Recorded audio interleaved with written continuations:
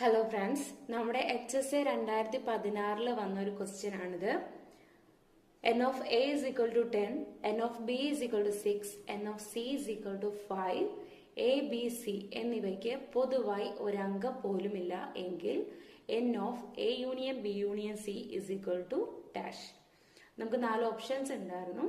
ഇത് ഏത് ചാപ്റ്ററിനെ ബേസ് ചെയ്താന്ന് എല്ലാവർക്കും മനസ്സിലായിട്ടുണ്ടാകും. സെറ്റ് എന്ന ചാപ്റ്റർ ആണ്. അപ്പൊ ഇവിടെ number of elements in A എന്ന് പറയുന്നത് 10 ആണ്. Number of elements in B is equal to 6 ആണ്. Number of elements in C എന്ന് പറയുന്ന സെറ്റില് 5 എലമെന്റ്സ്. ഇവയ്ക്ക് പൊതുവായി ഒരു അംഗം പോലുമില്ല. ദാറ്റ് മീൻസ് ഇന്റർസെക്ഷൻസ് ഒന്നുമില്ല.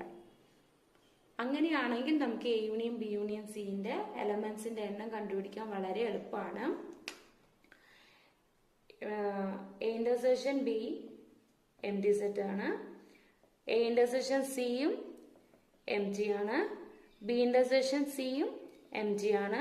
അതുകൂടാതെ A intersection B intersection C also an empty set. So number of elements in A union B union C അത് നമുക്ക് ഈസി ആയിട്ട് കാൽക്കുലേറ്റ് ചെയ്യാം.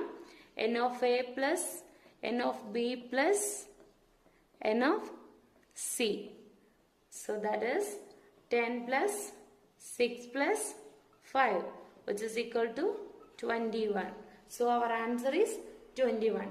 ഇതേപോലെയാണ് ഇതിന്റെ ആൻസർ. ഇൻ കേസ് ഇന്റർസെക്ഷൻസ് ഉണ്ടെങ്കിൽ നമുക്കറിയാം ഇക്വേഷൻസ് കുറച്ച് ലെങ്തി ആയിരിക്കും.